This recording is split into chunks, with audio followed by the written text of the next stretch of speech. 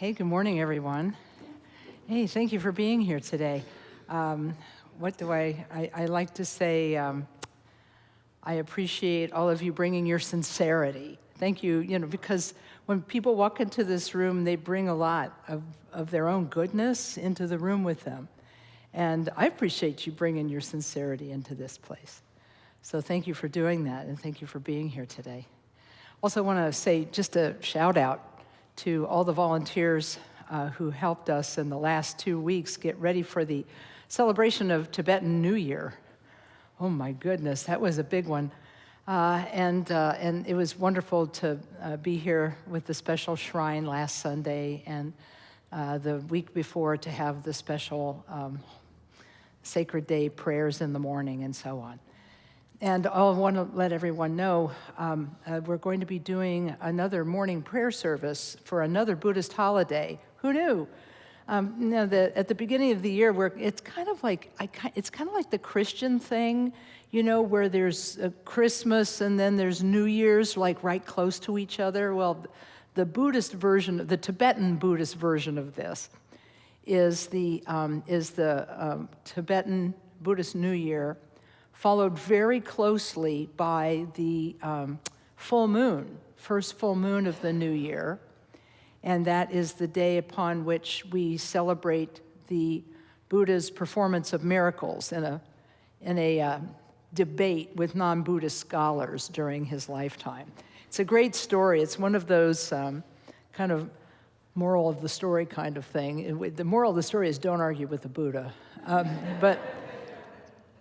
But it goes back to an incident that happened in the life of the Buddha when the Buddha was challenged to a debate by non-Buddhist scholars. Now, I mentioned this last week, but I'll bring it up again, that in those days, debating was a spectator sport. It was a spectator sport in India, and if you could prove that your philosophy was correct and that the other person's philosophy was not correct, you got to take all their followers. So it was like a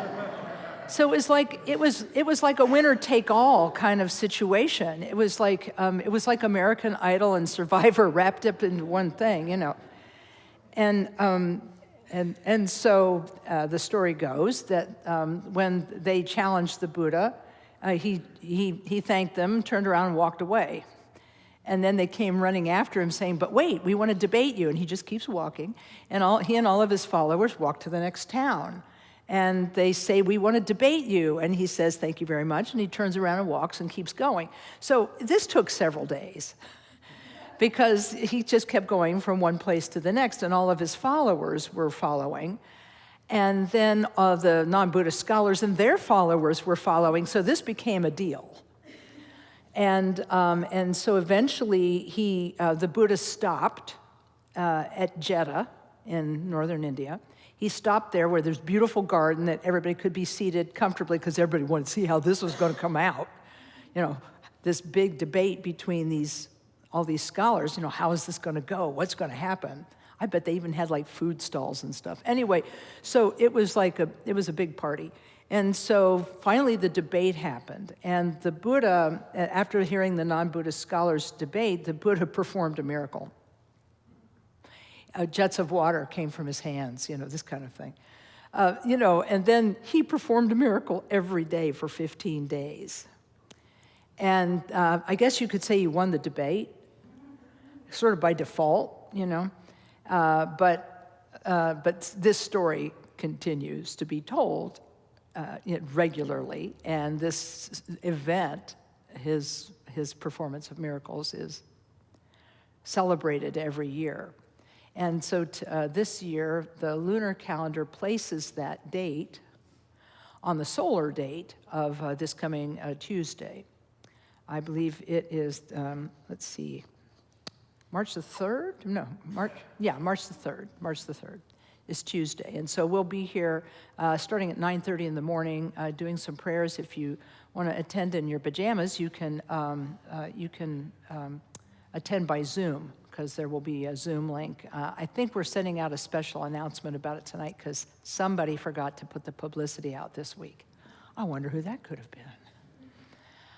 Anyway, so that will be coming out hopefully today, and you can look us up and join us for prayers. It's a 1-hour prayer service from 9:30 to 10:30, and if you want to stay a little longer while we're cleaning up, and we are also, if the weather is fair, we'll be doing a stupa offering ceremony, which takes about 10 minutes, a little bit after that. So anyway, that's the, thank you for the community calendar announcements. So we'll go ahead and begin our Dharma talk today. It starts with the refuge prayer, where we state our intention to practice for the benefit of all sentient beings. We'll do this twice in English, and then once I'll chant it in Tibetan. In the Buddha, the Dharma, and the assembly most excellent, I take refuge until I reach enlightenment. By the merit of generosity and other good deeds, may I achieve enlightenment for the sake of all beings. In the Buddha, the Dharma, and the assembly most excellent, I take refuge until I reach enlightenment. By the merit of generosity and other good deeds, may I achieve enlightenment for the sake of all beings. And now in Tibetan. O Sanje Chudan Soji Chonamla Jang Chu Pardu Dani Kyap Suchi Daji Chen Soji Pe Sunam Ki Drola Penshir Sanjay Druparsho.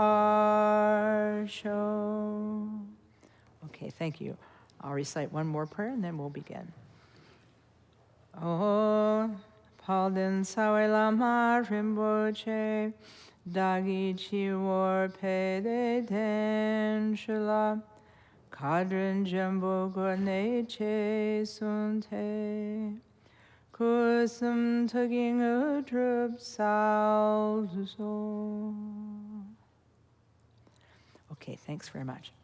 So the lunar calendar brings us a gift every week. The Buddhist calendar brings us some kind of thing to celebrate virtually every week. This week, besides celebrating the Buddha's performance of miracles on the 15th day of this month, which is on Tuesday this week. Confusing. Lunar calendar, what can I say? At least the Christian tradition has the kindness to set their dates by the lunar calendar, but then tell us the solar one every year. In any case, the other two events that are being celebrated this week are the death anniversaries of Milarepa and Marpa. And they're celebrated because they fall in the same part of the lunar calendar. Milarepa Day is, if I remember correctly, it is tomorrow, and Marpa Day is Tuesday. And so we are going to celebrate these two remarkable men who had, I guess you could say, the most unusual bromance. Because Milarepa was a desperate, let's go all Christian. He was a desperate sinner, and Marpa was to be his savior, and so these two men came together in the, I'm going to call it 11th century in Tibet, and the story of Milarepa is fairly well known. He's celebrated as the poet saint of Tibet. He attained enlightenment in a single lifetime. No working forward in future lifetimes for him. He wanted to get it all done at one go. So, but there was a reason. He had a lot of power behind his wish to attain Buddhahood, and that was that he had done a lot of really awful things. He was born in a sort of upper middle class family, and his parents were farmers and herders, but they had a lot of cattle and sheep and some acreage that they would plant every year. And So they were well off by their standards, but the father died, and the family went into the care of the father's brother and his wife, because there was no way for them to make it on their own. 2 small children and a woman running a farm, it just didn't happen in those days. So the brother and aunt took over, and they turned things upside down for the family. They took over the land, they took over the property, and they put the children into servitude for them, and the mother as well. And they treated them like terribly, badly, like servants, really badly. And this was the cause for the mother to build a powerful resentment. Her resentment blossomed into anger after being nurtured all those years. And she finally went to the uncle and aunt and said to them, give us back our land. The children are older now. Give us back our land, give us back, our place. And the uncle and aunt said to them, well, we have them now. And if you are many, you can make war on us to get it back. But if you are few, you can resort to sorcery. Well, they were few. So mother sent her son, whose name in Tibetan meant good news. How'd you like to name a child Good News? I like it. So Good News was sent to sorcery camp, where he learned how to cast spells and hexes. And his mother's anger was sort of coursing in his veins as well. And he knew that what he was doing wasn't right, but he wanted to turn things right for his mother and the family and his sister. So he went and learned all of these skills and was able to use them at just the right moment. The uncle and aunt were celebrating the wedding of one of their children. And there was a big tent, and lots of people had gathered, and there was a lot of food and everything else. Somewhere deep in the mountains, Good News was holed up in a little sorcery hidey hole, casting a spell on the weather. And a hailstorm arose. And I said tent. It was in a house. Anyway, the house collapsed and killed everybody there. More than 24 people were murdered by hailstorm. Somehow the uncle and aunt survived, and they remembered what they had said. And this hailstorm came out of nowhere, so they figured out what happened pretty quickly. And they chased after the family, and Good News was running. And he got away, but he and his family separated. But he was torn up with his guilt and remorse at having done this terrible thing. It satisfied his mother's wrath, but it put him in the position of being a very great sinner. And the reason I'm using this word is because it's going to come back in a minute. So he's upset. Good News is no longer good news. He's very upset. And he's desperate to figure out how he is going to save himself, not just from the mob, but from his own negative karma. Because he grew up Buddhist, and he knew that killing people was a terrible, terrible wrong, and that he would have a rebirth in hell many times over for this. And he, being alone now, separated from his family, being alone in the mountains, wandering desperately, he didn't know what to do. In fact, he even thought of taking his life. But somewhere in a hubbub of a village somewhere, he heard the name Marpa spoken. And he said, oh, that name, that I feel something in my heart when I hear that name.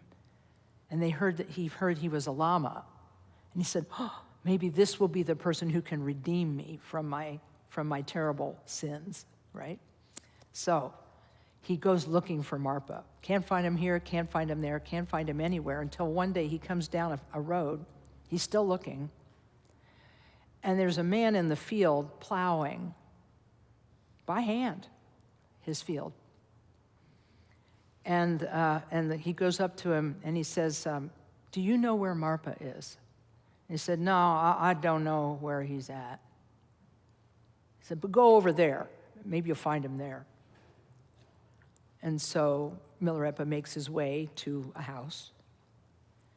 Not long after that, he's welcomed by the Marpa's wife. And not long after that, Marpa himself comes in. And yeah, it was the guy from the field. You know, it was the guy from the field. And he said, what do you want? He was a little bit of we're going to call him a curmudgeon to be on the kind side. When Marpa was a young man, his family sent him to India to learn Buddhism for two reasons. Number one, they thought he really could use it because of his anger problem.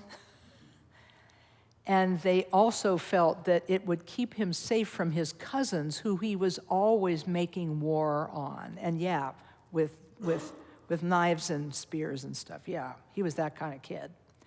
So they wanted to save his life, so they sent him to India, where he learned Buddhism and learned how to translate things from Sanskrit into Tibetan. So then he had a livelihood, and he didn't have to worry so much about his cousins, who he was always making war on. Anyhow, so yeah, this guy from the field was Marpa.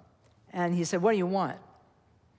And he said, well, you know, I've committed these terrible crimes. And Good News says to him, I've committed these terrible, terrible crimes, and I think I'm going to hell, and I need salvation. Can you help me?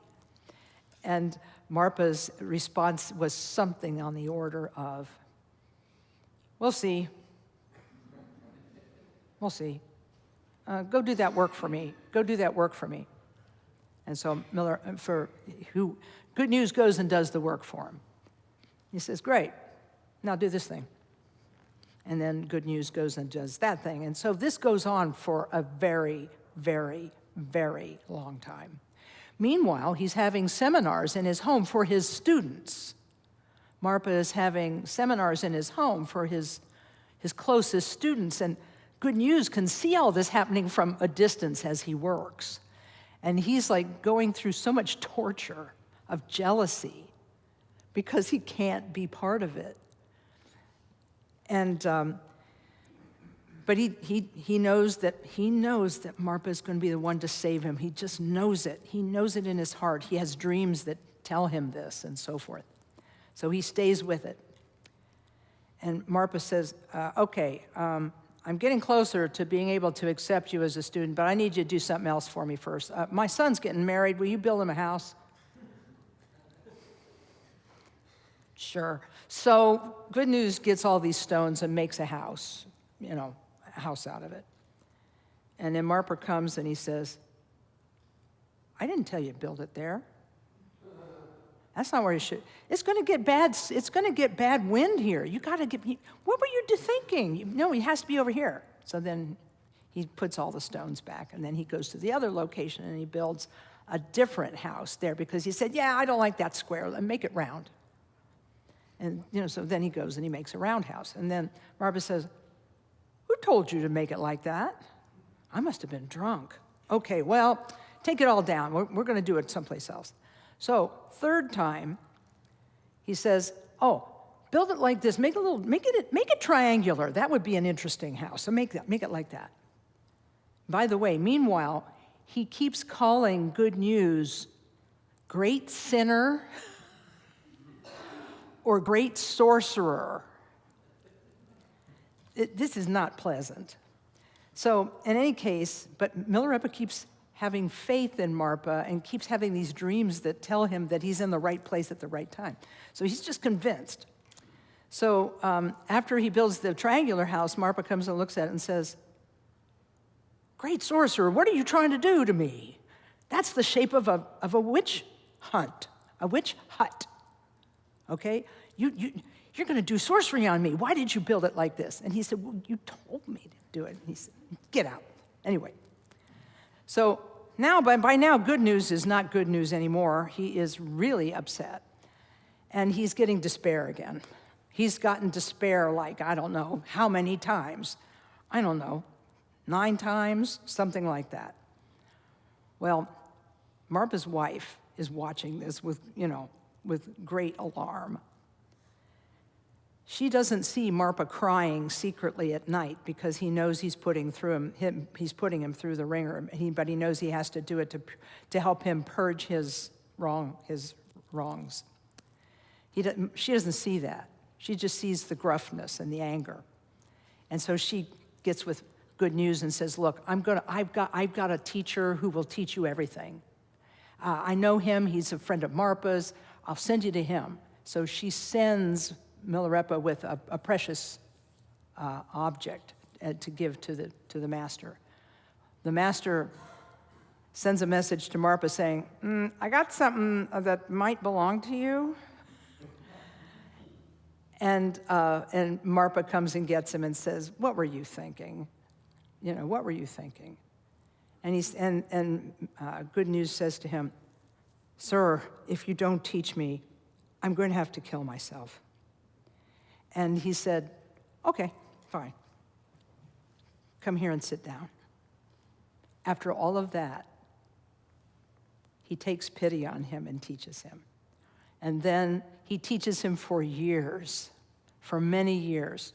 And when he later tried to explain what happened, he said, I can see all of his past deeds and all of his past lives because I'm an enlightened being. I can see all of them. And I see that he needed to be plunged into despair 10 times to fully purify all of the negative karma he accumulated by being so prideful in his sorcery and killing all those people and so forth. And so he said, now he's been purged, thank goodness. And so, but he said, not quite, there's just a little bit left because I didn't get to do it a 10th time. So I just, didn't get to do it a 10th time. So he then teaches him, and then he wants nothing. Now at this point, he calls him Milarepa, the cotton-clad one, because he has him wear a white cotton robe to show his newfound purity. And then he sends him into the mountains, because that's what Milarepa wants more than anything. He wants to go to the mountains and meditate. And then Milarepa spends like 12 years in the mountains meditating. And he learns all kinds of sort of magical yoga so that he can survive in the cold temperatures. He learns all kinds of skills, and he is able to meditate and become a Buddha himself. And he begins to teach after he attains Buddhahood. He has people coming to him, and they present him with situations and stories, and like, here's my problem, can you help me? Or I seek to follow you, great Milarepa. Will you help me? One of my favorite stories is in the 100,000 Songs of Milarepa. Yeah, compiled in the 1600s or the 1700s by a Lama who was so devoted to Milarepa, he kind of acted like him. And he was known as Songsong Haruka, but the colloquialism, they called him the madman, because he was obsessed with Milarepa, and he collected all of the versions of Milarepa's life story and created the book that we now know as The Life of Milarepa. And he kept collecting because there were stories and songs, because Milarepa only taught through song. He only taught through song. And that's why he's often seen with one hand behind his ear, because he's creating a melody. Sometimes in iconography and statues, he's depicted like this. And he's also depicted like this with sitting with one hand over the knee, like he's at ease and relaxed in every circumstance of life because he completely purified himself of his pride and his jealousy and all of his faults. He completely purified himself of all of the wrongs and then became a teacher for others. And this kind of, he was sometimes depicted in this pose of royal ease because he was comfortable no matter where he was. He was happy no matter where he was and no matter how much he had. He owned, I've read in his life story, he owned a cooking pot in which he made his famous stewed nettles. In fact, he survived one winter on nettle soup, and they said his skin was starting to turn green. Yeah, alphaba. Anyway, so he lived to be 80-something and continued teaching and had hundreds of disciples. And in Sangsong Haruka in the 16th or 17th century, I forget which, collected them all. And there's a wonderful story in here, one of my favorites, is of a young man who's extremely wealthy, and he comes dressed in all kinds of finery. And he says, I've heard of you. Would you take me on as a disciple? And he's like, and Milarepa is like, you're not serious, are you? Look at how I live. Look at how you are. Are you sure this is going to work? Anyway, and the story goes back and forth as the young man takes off one by one his finery and offers it to Milarepa. And Milarepa says, I don't need that. What I need is your practice. Eventually, he becomes a disciple of Milarepa, and it's a lovely story. So Milarepa taught in this way. Now, you might say, boy, that sounds like a really harsh situation of teaching. Do you guys do that here? And the answer is, nah, we don't do that here. In fact, Milarepa said to his disciples, he said, Marpa needed to plunge me into despair so that I could give up my hatred and my anger and my pride. I had to do that, and he had to do that. But I underwent those hardships, he said, so you don't have to. So he treated his students differently. He would, the ones who were prideful, he would mock them until they saw sense. There's a wonderful exchange that I'm in the midst of reading now with one of my friends, where his handsome disciple, Rinpoche, has gone to India several times to collect teachings, and Milarepa just made them all disappear. And boy, was Rinpoche mad. Anyway, if you want fun drama, you just read these and read them out loud and enjoy them for the truth that's in them, because they're all incredibly good teachings. All of his songs teach something really incredible. In fact, he even taught meditation, how to meditate through song. And before we're done, we're going to sing one. Yeah, I think we're going to do it. So, and he taught meditation in this like little song that looks like it's about 3, 6, 9. It's about 15, 16 lines. So we'll sing that.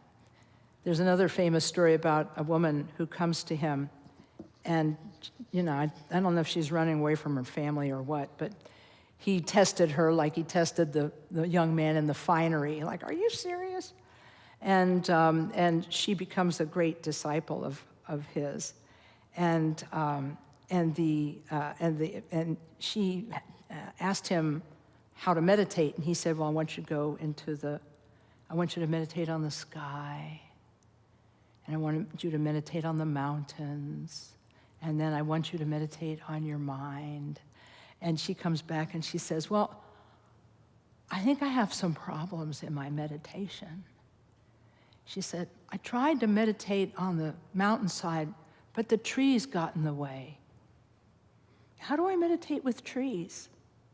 And then she said, and I looked at the sky, and that was fine, but then there were clouds. How do I meditate with clouds? And then she says, I was trying to meditate on my mind, but there were all these thoughts. How do I work with all these thoughts? And it's really one of the most beautiful exchanges in the collection, where he says, well, trees are an expression of the mountain. So they don't get in the way of the mountain. Just be present with the trees and the mountain. Just be present. And he said, the clouds are a display of the sky. They're just manifestations of the sky. So rest in peace with the clouds in the sky. And thoughts are just what your mind does. So don't hold on to them, let them go, and rest in the center of your mind. And I love these kinds of stories. And so he was, as you can see, prolific and remarkable. It's my weightlifting exercise. Prolific and amazing. And so I wanted to tell that story today. And the reason I mentioned Marpa crying is because if you were to read his biography, like every third page, Marpa wept. You know, this angry young man actually was very tender-hearted. And his, bravado was all kind of to protect his heart. So Marpa actually was a softie inside, which is why it kind of just killed him to treat Milarepa in a way that he felt was wrong. But he had to do it because in his enlightenment, he knew this was the only method that the prideful, angry young man would hear and understand. But again, they did that, so now we don't have to. Our practices are tame by comparison. Sitting in meditation for a half an hour or 20 minutes. I mean, we don't have to climb a mountain.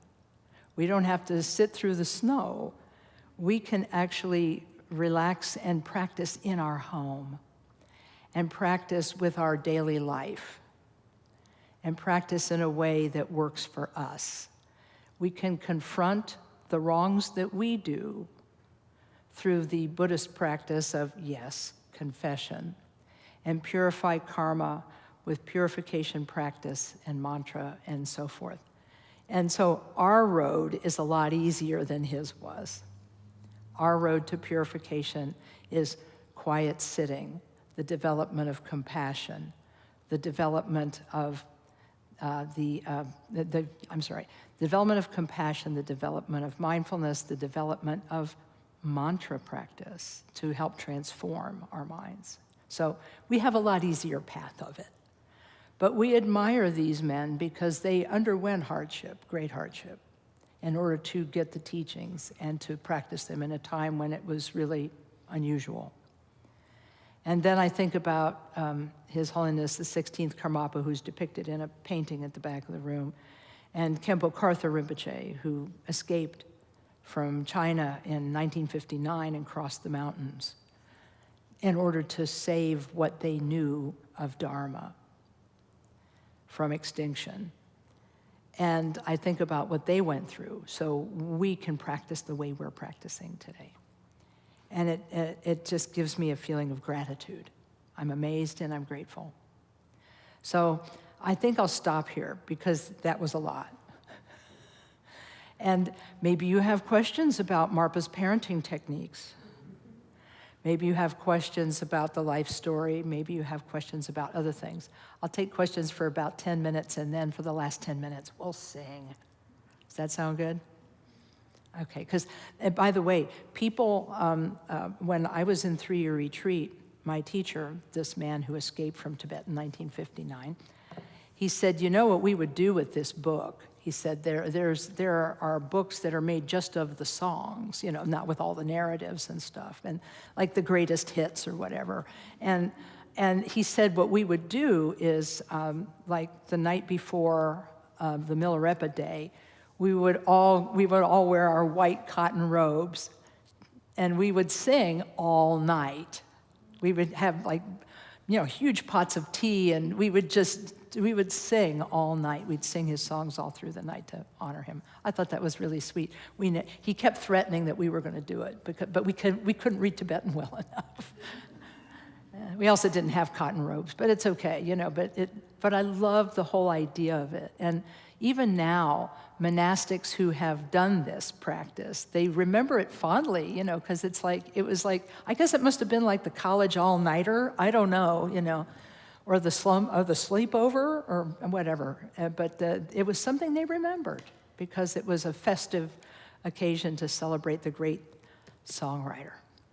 So, questions, thoughts. We have 2 question microphones, and so if you have questions, thoughts, comments, you want to share anything? That was a story, sorry. Who's Milarepa? Yeah, Milarepa is he depicted here? Yes, he is. He is depicted, you see that there are 6 statues, 3 on this side and 3 on this side that are really close to Vajradhara, the big Vajradhara Buddha. The Milarepa is in the middle of this array, 1, 2, 3. So he's in the second cabinet, and he's sitting with his hand in the ease posture here. Although I think there may be one other statue of him somewhere, and he's doing this. Yeah, and I believe we might actually have a tanka. We haven't even cataloged all of our paintings yet, because we were donated a bunch of paintings, and we haven't done the whole inventory on them yet. But I think we have one. Anybody else have a question or curiosity? Yeah. Thank you, Lama Kathy. Mm-hmm. I've heard the story many times, and as a Western student, there's a lot of things about that story that is difficult to relate to. The sorcery, and also the very, dramatic teaching style that it shows. And I'm sort of trying to figure, what is the best way for us to relate to it now and get something out of it. And what occurred to me while you were telling the story was sort of the power of intention. And on both the part of Marpa and Milarepa, if you hear that story with the intention removed, it sounds sort of horrific. Right. But when you know the intention to become enlightened for the benefit of all beings, it sort of colors it in a different way. And I'm wondering I'm sort of fishing for a metaphor about the great challenges that we all face in our own lives and how to approach them with that attention to sort of capture the spirit of what Milarepa went through. Yeah, this is why I told the story in the way I did, because there was one version of the story that I read that talked about the torture that Marpa went through, because it was all secret. He couldn't tell anyone what he was doing. So he had to bear his pain in secret, because he knew this young man was worth saving. He knew that he could do it. It's one of those things where human beings, we do that, don't we? We think, I can really help this person. I can really help this person. I just have to figure out how, And so we can all sort of relate to being that person. And I think you're right. Knowing his desperation to be purified, good news, knowing Milarepa's desperation to be purified, his yearning to be free from the terrible shame and guilt that he felt, and then Marpa's determination to help him no matter what, and to do what he felt was necessary. I mean, that's where I agree with you. I stay with the intentionality of it, but I also stay with what Milarepa said later to his own disciples. I did this, so you don't have to. The idea being that each generation is more and more refined. The teaching style is more and more refined. And then we're able to do more with the practices that we have, or the practices that Milarepa developed practices, and things like this. And so I think that's it. But I'm missing one little part of your question. I think you addressed it, but I guess what the other little part of it is that if one of us as practitioners face a challenge, as torturous in our actual lives, right? Not one handed down by a teacher, but just in our daily lives. How can we sort of approach that in a dharmic way Right. to sort of Okay. bring it onto the path, so Yeah. to speak, to make it, make the most difficult things in our life part of the practice. Okay, I understand now. Thank you. Yeah, I thought there was a piece I was missing, so that's it. And one of the things my teacher said is that if you can look at the things that are happening as a purification, that you have the potential to use the experience as a purification of previous karma, that's great. It's hard, but if you can, great.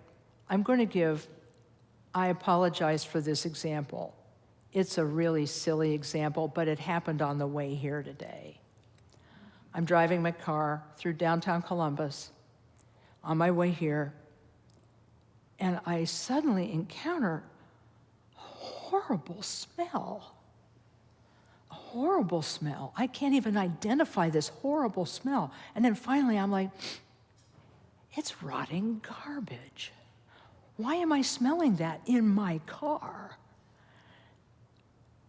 And then, so I'm really fixed on how horrible that smell is and how I hate it, right? So I'm fixating on that. I'm not talking about big problems. I'm talking about a little thing.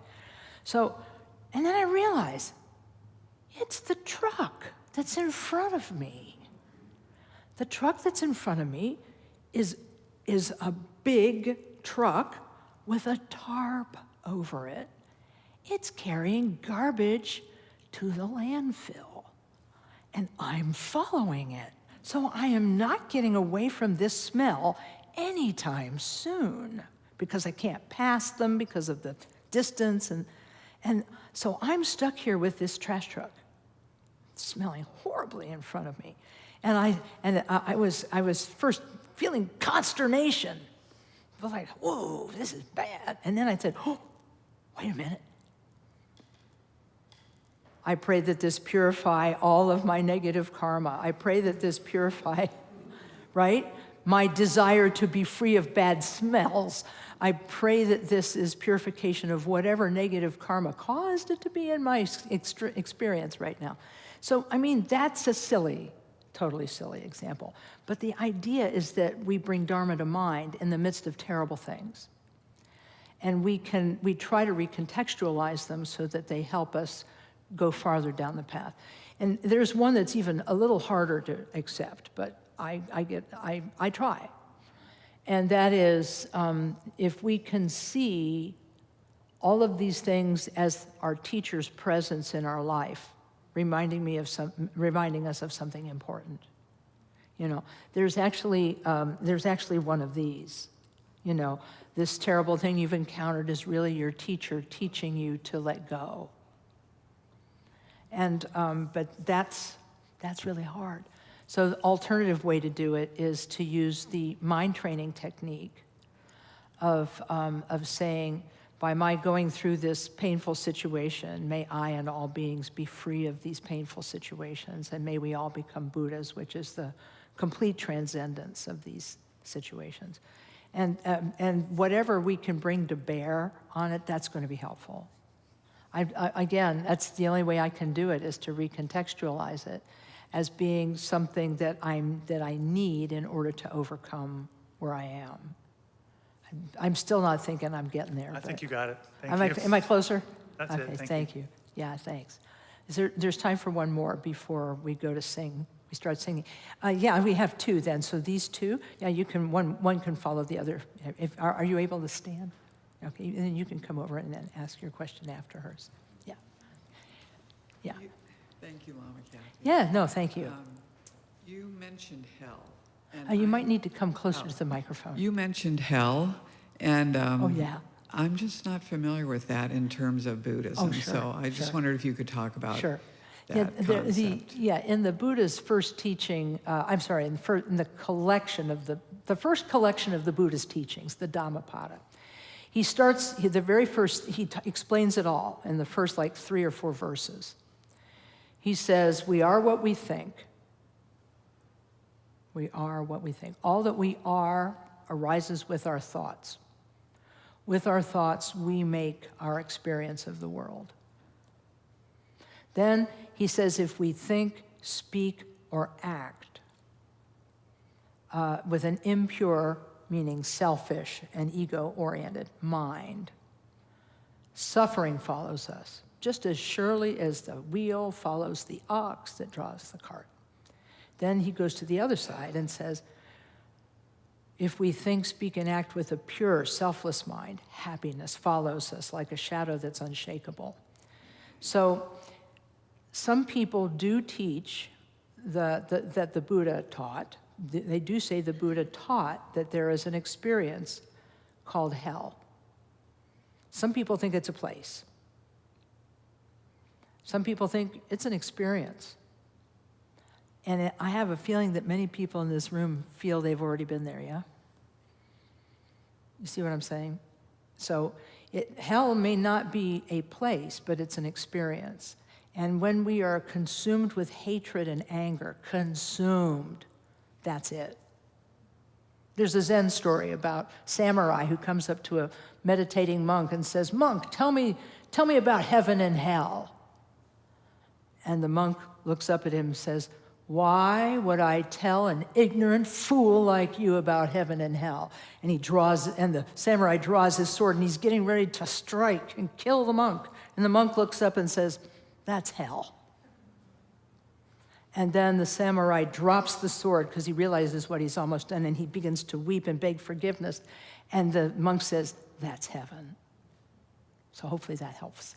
Yeah, I mean, I think of it as, I understand like the experience of it, because that suffering is Yeah, hell. sure. But to think of it as an actual place I is know. hard, you know. I understand. In the 8th century, Shantideva said, "Who's created this hell? Who's created it? I've created it through my actions." So it's like he also wanted people to recognize that it might not be a place. Okay, the idea, because if it's an experience, see, I'm kind of in the don't know position about this. I'm kind of in the don't know position. I'm like, it's possible there could be such a place, but it might not look the way it's depicted in Dante, or in any of the Tibetan reproductions of paintings and things like that. It might not look like that at all. And Khenpo Karthar Rinpoche taught about it being an actual place.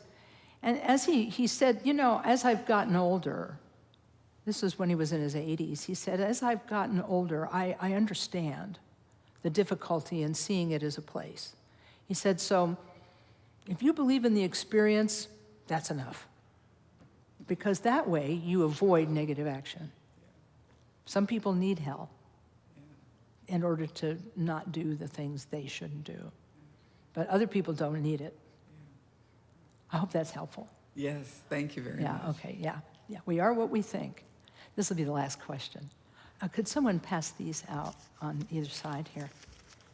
Yeah, I need to keep one.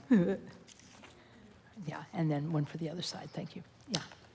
So I'm sitting here thinking about Milarepa and thinking about me, and how do I get a teaching that will affect my life? Yeah. It's not that I committed sorcery or killed anyone, but I have this life, and there is impermanence, and Right. I have bad karma, and I'm creating karma, and That's right. samsara. But Right. so it's not like I want you to tell me to build a house and tear it down and move Yeah, it and I all the get that. rest. But No, I my get that. mind immediately went to, well, I have 111 refuges and purification and Yeah. all the rest in the Right. neutral practice. And I'm thinking it's not what Milarepa is doing, but can I make a connection here? Oh, with my yeah, life? you've made an And- excellent connection yeah. there. And I'm thinking, Nundro is kind of, for me, maybe my connection to the story that you gave today. I think that's a really good connection. I would take that one to the bank. So, Michael, here's the other answer to your question. He's talking about the 100,000 refuge recitations or prostrations of the Mahamudra, Nundro, preliminary practices, because there's 4 sets of 100,000, 100,000 prayers of confession and purification, 100,000 refuge prayers, 100,000 offerings of the mandala of your own being, and then 100,000 prayers praying for the blessing of Mahamudra. So here's me thinking, that sounds good to me. Yeah. The ninth Karmapa devised this, and this would have been around the 1600s. The Nundro that we use today, he wrote the book and somewhere around there. So yeah, I'd say that's a pretty darn good thing. Also the Lojong practice, the mind training practice, that's the same thing because there's a confession practice in that as well for purifying. And in fact, in one of the sections, he says the way that you can cope with adverse things that are happening is by accumulating merit, meaning developing and nurturing a virtuous state of mind. I like to think of it as nurturing a virtuous state of mind instead of accumulating merit. Anyway, and the other is confess faults, which some Buddhists do every day.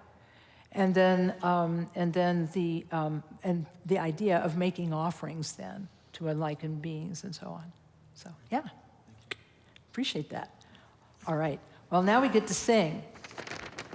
Now you won't know the melody, so I guess I better sing it all the way through by myself once, right? So I mean, what the heck, right? I love this particular song because it's really easy. The website at the top, KTG Rinpoche, is a fun site to visit because Khenpo Sotram Jamso, who visited this property in like the early aughts, before the fire. He came and visited us. I forget whether it was 2005 or whatever. But he was on this property and he sang songs of Milarepa. He had his students who were also translators. He created this Rinpoche who escaped from Tibet in the 50s and all this stuff. When he established his own monastery, he said, I'm going to train translators and I'm going to name my translation school after Marpa. And then he said, I want everybody to learn and recite at least a few Milarepa songs so that when you're old and gray and you've forgotten, bless you, when you're old and gray and have forgotten everything else, you'll at least remember these instructions. And I said, he's on to something here. They say, even in dementia, the songs remain. So I'm just saying. Okay. So I'm going to sing it for you once. Now, he's talking here about mahamudra. Now, maha means great, and mudra has lots of different meanings, like the hand gestures and, the offering hand gestures are called mudras. But the other meaning of it is seal, like the seal on a document. So you could call it mahamudra, you could call it great authenticity, okay? And what it really means is recognizing that this current present moment of mind's natural awareness is everywhere and behind everything, every thought we have and every experience we have, behind every thought and every experience, right?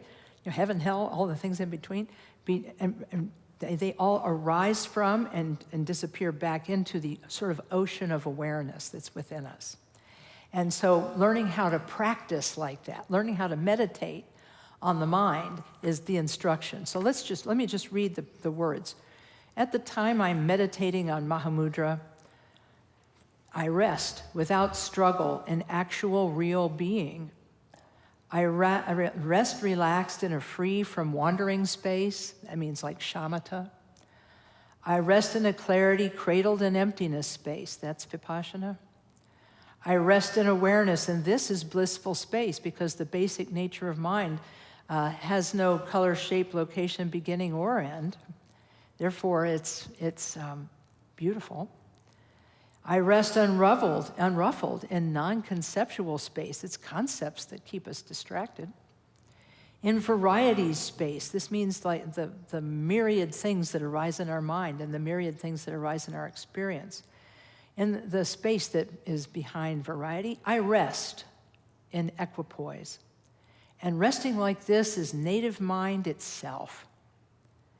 A wealth of certainty about how mind is, a wealth of certainty manifests endlessly without even trying.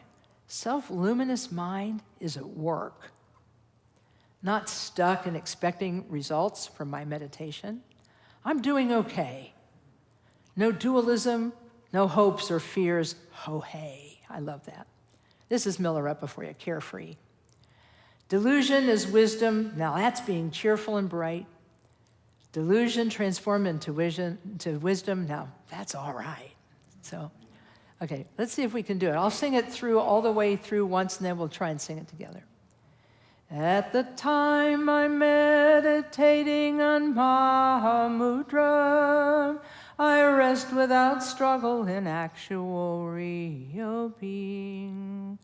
I rest relaxed in a free from wandering space. I rest in a clarity cradled in emptiness space. I rest in awareness, and this is blissful space. I rest unruffled in non-conceptual space. In variety space, I rest in equipoise, and resting like this is native mind itself. A wealth of certainty manifests endlessly. Without even trying, self-luminous mind is at work. Not stuck in expecting results, I'm doing okay. No dualism, no hopes and fears, ho hey. Delusion is wisdom, now that's being cheerful and bright. Delusion transformed into wisdom, now that's all right. You want to try it? Okay, let's see if we can do it. I don't know, is my key wrong for you guys? You think you can do it? You can go below or go above if you have to. I started out life as a soprano, and now I'm way in the alto range, so let's see. And I don't know what key I'm in, so I can't help you, so sorry. Okay, we'll start with at. Oh boy, here we go. At the time I'm meditating on Mahamudra, I rest without struggle in actual real being. I rest relaxed in a free from wandering space. I rest in a clarity cradled in emptiness space. I rest in awareness, and this is blissful space. I rest unruffled in non-conceptual space. In variety space, I rest in equipoise, and resting like this is native mind itself. A wealth of certainty manifests endlessly. Without even trying, self-luminous mind is at work. Not stuck in expecting results, I'm doing okay. No dualism, no hopes and fears, ho hey. Delusion as wisdom, now that's being cheerful and bright. Delusion transformed into wisdom, now that's all right. Okay. Well done, everyone. Well done. Yeah, well done. Well done. And I'll for the YouTube video, I'll send you a copy of this, and you can put it in the about section. Okay, very good. That way, people can sing along. Well, thank you for letting me do Milarepa and Marpa story time. Maybe next year I'll tell a different story from Milarepa's life. But I figured I better start with the origin story of the superhero who is now known as Milarepa. Let's dedicate the goodness of our session and make the aspiration that we take the inspiration of this session everywhere we go with us this week. We dedicate it to all beings so that warfare, disputation, and suffering be made null. So here we go. By this merit may all attain omniscience. May it defeat the enemy, wrongdoing. From the stormy waves of birth, old age, sickness, and death. From the ocean of samsara, may I free all beings. The courageous Manjushri, who knows everything as it is. Samantabhadra, who also knows in the same way. And all the bodhisattvas that I may follow in their path. I completely dedicate all this virtue.